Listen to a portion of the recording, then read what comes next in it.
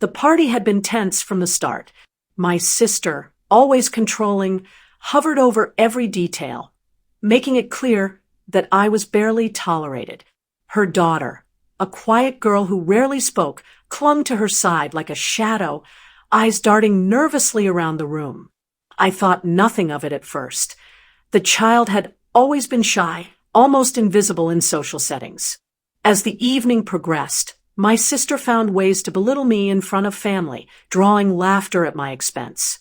I stayed calm, biting back frustration, forcing a polite smile while they ridiculed my choices and laughed at my quiet protests. I was used to being the target in my family, always the scapegoat for their insecurities and selfishness. Still, something about this night felt different. There was a weight in the air I couldn't quite place. Hey, if you enjoy my content, please subscribe and hit the bell. Your support means everything and helps me keep creating. Thank you so much. After dinner, everyone moved into the living room, chattering and gossiping, my sister's daughter sitting quietly on the couch. The adults' attention was elsewhere, so I knelt beside the girl, trying to offer comfort. She stared at me with an intensity that made my heart skip.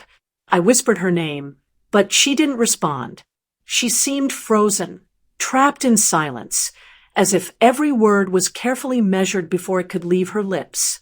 Minutes passed, and the adults became engrossed in their own arguments, completely oblivious to what was happening. Then, as soon as my sister and her husband stepped into the kitchen, the room shifted. The quiet girl's eyes met mine, and she took a slow, deliberate breath. Then, for the first time ever, she spoke. Her voice was soft but steady, carrying words I never expected to hear, and words that would change everything for me. Her sentence was short, almost whispered, but it struck me with the force of truth. In that instant, I realized she had noticed things no one else had, the warnings I had ignored, the small signs that everyone else dismissed. Her words made me see the danger I had been in all along.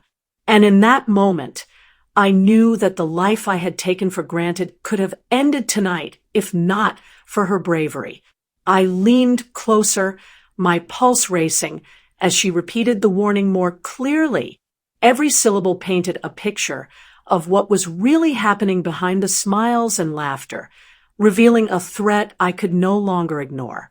The air felt heavier, charged with a tension I hadn't felt before. She had broken her silence, and in doing so, she had saved me from something far worse than humiliation, something that could have cost me everything. The adults still remained unaware, but her words echoed in my mind, demanding action. I could no longer sit quietly and let this continue. The night that began with mockery and subtle cruelty had just shifted, and a child's voice had become the most powerful thing in the room. For the first time, I felt hope, real hope, that I could act before it was too late. Her words lingered in the room long after she said them, though no adult seemed to notice. My sister had gone to fetch another drink, her husband engrossed in his phone, and the other relatives were laughing at some trivial story.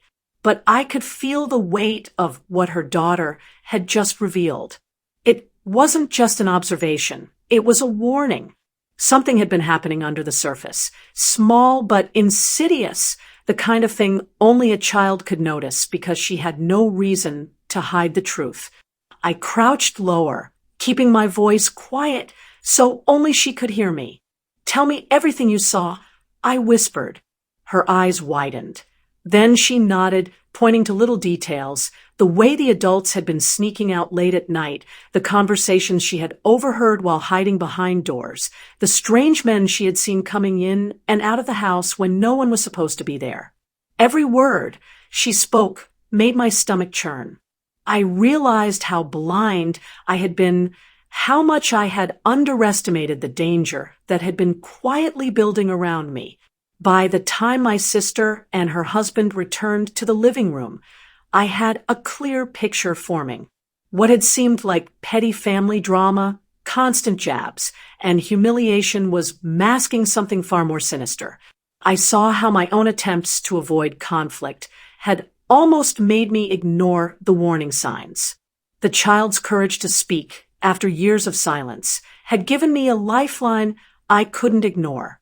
I stayed calm, careful not to alert the adults, but my mind raced.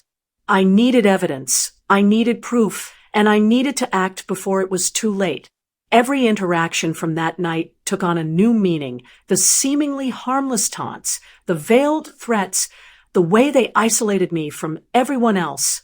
Each memory clicked into place.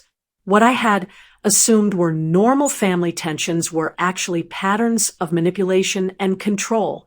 By midnight, when the party had dwindled down to a few lingering relatives, I had made a decision.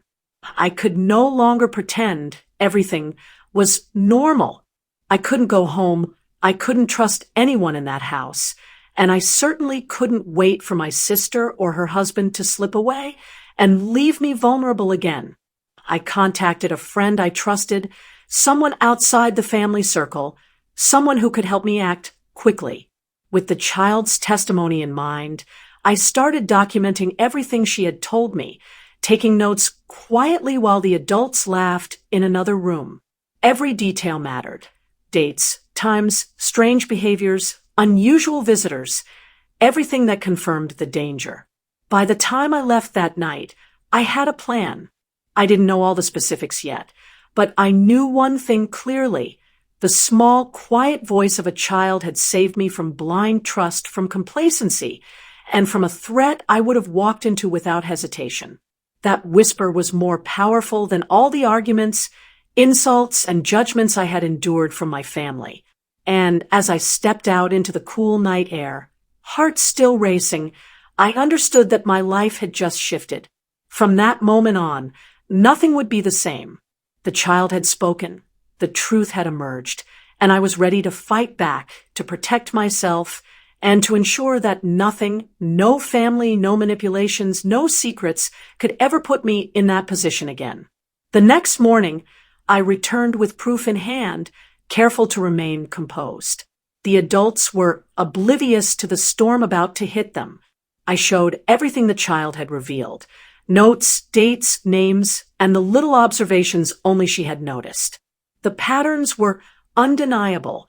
The warnings, the strange behaviors, the inconsistencies, they painted a picture no one could dismiss.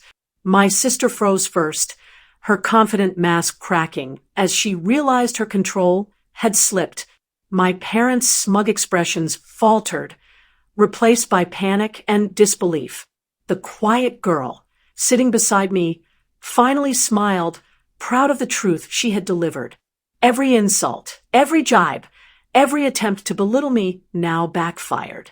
The family who had thought me powerless saw how much influence one honest voice could wield. By the afternoon, authorities had intervened, and the threat I hadn't even fully comprehended was neutralized. I stayed calm through it all, knowing the credit belonged to the little girl who refused to stay silent. She had spoken up when no one else would, and because of her, I had acted in time. The rest of the family could only watch as the consequences of their negligence and cruelty unfolded. I wasn't the powerless one anymore. That whisper had changed everything. And as I left the house, finally feeling safe, I realized something vital. Sometimes the smallest voice can carry the heaviest truth, and courage doesn't always come from the expected place.